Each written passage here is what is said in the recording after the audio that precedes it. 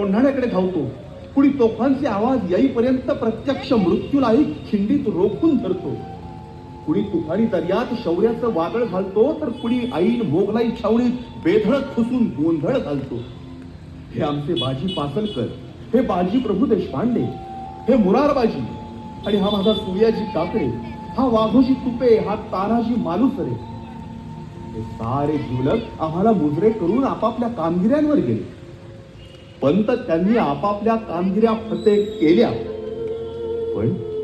पण पंत ते आम्हाला भेटायला परत आलेच नाहीत.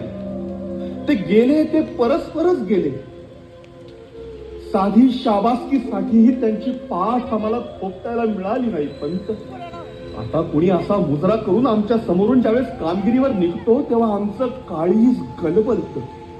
हा कोंढ्या म्हणजे माझा दुसरा तानाजी आहे. पन्हाळ्यासारखा बेला